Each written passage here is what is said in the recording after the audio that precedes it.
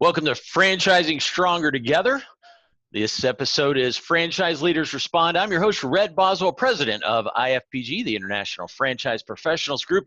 We're joined today by Paul Dorsey. Paul is managing partner, managing director of Jantize America. Paul, appreciate you jumping on this call today. Hey, thanks, Red. Thanks for having me. I have a minute or two here. We're at the National Franchise Support Center in Charlotte, North Carolina, inside the Charlotte Motor Speedway, which, the press release came out, the race is on for the end of the month. The race is on for the end of the month, the end of May? The race is on. I don't know whether they're going to do it with the spectators or not, but they're racing in Charlotte. Excellent. Well, you and I have got some talks about a little event we might be doing with some race cars in Charlotte coming up in July, but that's for another time. Hey, brother, how are you and the family doing? I know you've got some youngins there in Charlotte. How's everybody holding up? Everybody's doing great. Thank you very much, Red, for asking. My wife, Vonda, son, Cameron, Peyton, my daughter. The kids have really adjusted well to school and actually helped me along with some of these Zoom meetings and such. So I could even see forward the schools going more and more to this online meetings and online classrooms. It's really, really a neat thing. It really is. And I think the kids don't realize that normal homeschooling ain't quite as easy as they're experiencing today. Mine are all like, oh, we don't ever want to go back. But yeah, you get into the real homeschooling, you're not going to have quite as easy a go as they're seeing right now. In this They have a pretty strict schedule. They're up at 8 o'clock. They're on the webinar, the Zoom. They got the 8 to 9 with the English class, the 9 to 10 with science, 10 to 12 with math, and 12 to 1 with Spanish or their elective. And then there's even the gym coach does a little exercise program and stuff. So they got a good regiment at the Fine Lake Prep. Buddy, you sure do. Mine, I think, are on Xbox by 8:45, in the morning. Just like Fortnite. Oh my gosh, they get their homework done or whatever you call it in about 10 minutes. All right, so back on task. Thanks. Look forward to meeting your crew, by the way. You and I talk plenty, but I haven't got to meet your family. Hey, so Jantize America, help us understand, put in perspective, who are you, size of the organization, scope, give us the lowdown. So Jantize America, I sell and support area developers, also known as master franchises. Some call them regional directors or whatever. Those guys buy major territories, big cities, say football cities. They have two primary roles. First, to sell and support the local unit franchisees, and of course, new business development or customers for those unit franchisees to service. And the unit franchisee, hence the name, we take care of all the facility services. We've been out there in the front lines battling this coronavirus for, the last 30, 45 days, man. And how many franchises out there or masters? So there's over 100 unit franchisees up and down the East Coast mostly, and 10 area developer offices. And you're expanding across North America? We are expanding across North America. Yes, have a candidate down in San Antonio speaking with now, and a guy up in New Jersey, Tampa, and Atlanta. Okay, so help us understand. I've been talking to quite a few senior care had doing amazingly well during this. Cleaning seems to be, especially B2B cleaning, seems to be killing it. How are y'all experiencing things? So I don't want to put any rah-rah speech together, but It's been tough. And starting off, I guess March billings, and we bill, a couple $1 million a month for all of our facility services month after month. We lost about 40% of our billings. People, hey, don't come in. We're shut down. Don't come in. Put this on pause until we go back. And Red, I really thought, hey, we got 2 weeks of this, and then we'll be back at it. Well, again, losing the 40%, we're all the smaller, I say, luxury clients or customers. We were doing once or twice a week. Yet then all the larger manufacturing multi-tenant buildings and of course the medical facilities are all like, hey, we were doing it 3-5 days a week. Now they're like, come in 5 times, 7 times, come in twice a day and just polish the doorknobs and all the touch points. So lost some, gained some. Lost some, gained some. Yes, sir. Where would you put the overall compared to a normal? Just talked to my staff accountant, Jacoby Lord, and we're actually billing more April 1st than we were March 1st. So there's been an increase in billing and all those extra services. There's also some new equipment and different things, looking at different foggers and sprayers that kill the airborne bacteria, and focusing again on all those touch points where people are touching and turning knobs and light switches and elevator buttons, etc. Paul, have you had any franchisees that introduced some of this newness or said, hey guys, we're doing this and it's really working? Anything from the field backwards? So all those things that we're so focused on now, Red, we were actually doing all along. There's all this equipment, all the foggers, all the microfiber rods. I remember all these things that you have at your home, even say the Swifter, it came from the commercial industry. So we were well along killing and fighting the bacteria, whether it be coronavirus or your common cold again. Although, again, it wasn't really important to clean those touch points. Hey, we did them once a week, once a month. And now it's a major focus. Of course, not like cobweb in the corner or a missed trash can. You cannot see these airborne bacteria and viruses. So you got to make sure that you're maintaining it ongoing and properly. Okay, Paul, so you've got the franchisees all over, the hundreds of employees out cleaning. Anyone contracted the virus because they're sort of on the front line, right? Yeah, absolutely. But all of our unit franchisees and their employees are wearing the PPE, all the protective, and they've got their gowns and their masks and their breathers, and we're in there with the gloves and taking care of.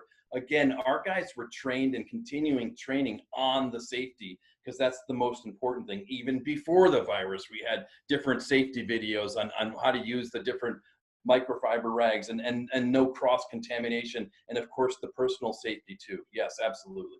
So safety, everybody's safe, nobody's contracted it, and you're cleaning it. There's been a few customers, of course, our medical facilities, and then a manufacturing firm where they have been, hey, this guy has been diagnosed, we've got it in the building, and we've done emergency cleans and emergency sprays and killed the bacteria within those facilities. So yes, we've been on the front lines.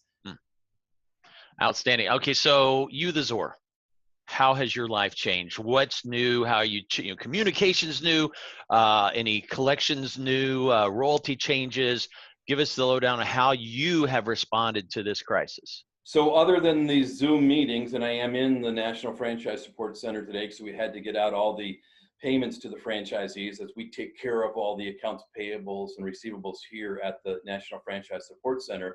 These Zoom meetings have become great. I mean, I remember I started to do the Zooms and the Googles and the webinars, and I'd always block I don't want to see myself. It's too distracting. But yes, I can see the future. And matter of fact, the first week or two, I was trying to work out in the back deck, and the pollen was coming, and the neighbor was cutting the grass, and the dogs were barking. So I was able to set up a better little home office and kick my son off of his desk. So I'm able to get some work done at the home office. So not only myself, but the other staff have also been able to do the home office environment. Well, and I imagine too, the royalty stream, when franchisee royalties go down, or when franchisee business go down, royalties, just by the nature of it, also go down. So you haven't, and in your case, they really maybe dipped a bit, but now they're back up as good as ever. You didn't need to do any deferment of royalties. You didn't have to forgive royalties. You didn't have to change anything, right? I mean, you just business as usual on that side. Business as usual is that side, absolutely. Nice. Okay. The good thing, Red, the only part there is we had a lot of customers who would still be sending in checks or doing check online, and we've transferred those customers, which I've been trying over the past years. Let's get everybody onto HCH or an ETF so the payment is here and done, and we can pay those unit franchisees out in the field faster. And that's happening now as they're not in the office. They're able to finally make the move to online to the 20th century. Absolutely. Yes. The 20th century is here. Okay. How about the franchise development? Let's talk that. The folks that were in process, in the pipeline, in discovery, say when this all, exploded, what has happened with them? So almost like a 60-40 ratio, 60% of the people kind of pumped the brakes and said, whoa, I don't want to go out. I don't want to meet anybody. I don't want to go see this building and that building, nor come in for the basic training. So, but the other 40% of unit franchisees, we've had an increase of unit franchisees coming on. Those husband and wife teams, and the husband's no longer working or at his daytime job, so he's able to take care of those facilities in the evenings. Have you seen a change in the quality, maybe the risk tolerance level of the new franchise pipeline? Absolutely. So again, the The typical unit franchisees for Jantize America are husband and wife teams, ex-military guys. Yes, sir. No, ma'am. I'll take care of that right away. And those guys, had $10,000, $15,000 to invest. And now we're seeing a little more uptake on these executive level type guys who see the value even in a unit franchisees taking care of all those facility services. I mean, we have some unit franchisees billing out 40, 50, 60. There's one guy up in Raleigh does $75,000 a month and has 20 employees working for him. So there's everything in between. You mentioned the 15 to 20,000 maybe they have to invest. What is your investment range? Unit franchisees have a number of different levels or packages because in a nutshell, I don't want to go over a whole IFPG webinar right now. There's 9 sources of reoccurring revenue, but in a nutshell, the unit franchisees are paying my area developers an upfront commission for X amount of business. Put down $10,000 along with training and support, you're going to get $3,000 worth of customers guaranteed. You put down $20,000, you're going to get, I think it's $8,000 worth of customers guaranteed. And if we don't fulfill those guarantees, we give the unit franchisee their money back. And then the master licensees, which is more what you're focused on at corporate, this at a 6-figure investment? So the area developers typically buy a major football city. The franchise fee is $75,000. They probably need another $40,000, $50,000 to get a small office space, hire the sales guys, and get out there to do the marketing. So they're all in, franchise fee included, for $125,000, $130,000. Nice. All right. So every level of your investment is on the lower end of the spectrum for franchising. And yet you've got really an unlimited opportunity there. Okay. Good to note. So what about the financing of the franchise? Has that in these last couple months changed at all for your buyers? You know what, it has, and I'm working with a guy down in Phoenix right now. There's been some financing. Everybody's going through the PPP, the payroll protection and the SBA, and I see all these LinkedIn posts on how it's going to be so easy to get the money and things like that.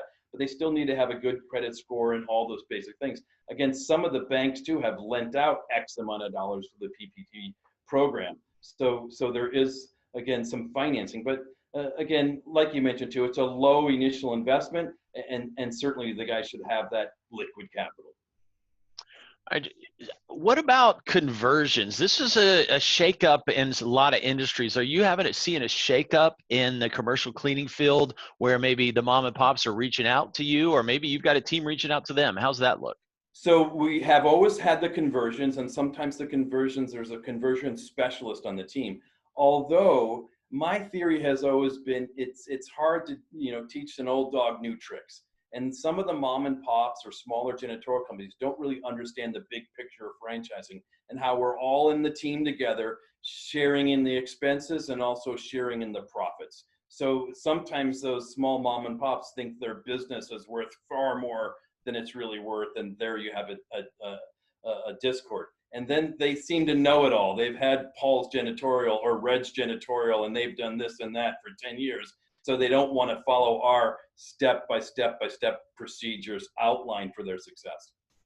Yeah, that can be frustrating. I've gone through that many times through acquisitions, but ultimately it's obvious what the franchise community can help someone with. I mean, this whole series started out as with a little hashtag associated to it, Franchising Stronger Together, but we've decided that's really what this is all about. So we changed the whole title of this series to Franchising Stronger Together, because we're all giving back, sharing best practices, sharing technologies we use, sharing ideas for, in some cases, royalty deferment or royalty forgiveness and how they've gone about that. We've seen over and over new technologies that most Zors never even heard of. Maybe one Zor's discovered, and because of this series, they've been able to share it. So, need a little jingo or something. Franchise better together. Franchise better together. I'll leave that one up to you, brother. Let's record this later today. I've got my tambourine around here. What about any other advice? You're a seasoned franchise veteran, man. We've had some great conversations around entrepreneurship and franchise development. Any other insights you would have for franchisors out there, or maybe just an encouraging story of triumph from someone in the field? What can you share? So again, my theory has always been just keep pounding, keep pounding, keep pounding. Don't give up, never give up. And certainly there's been a huge setback in a lot of my friendly other industries that I know, a lot of great franchisors. But this is all going to get better. It sure maybe 3 weeks, maybe 4 weeks, maybe at the end of the summer. But don't give up. Keep pounding and keep going forward. You're an encourager, my friend. Thank you, Paul Dorsey, Managing Partner of Jantize America. Appreciate you joining Red Boswell and IFPG as we discuss franchising stronger together and how you've responded to this crisis. Thank you again, my friend. Thanks, Red. Stay safe. Stay safe.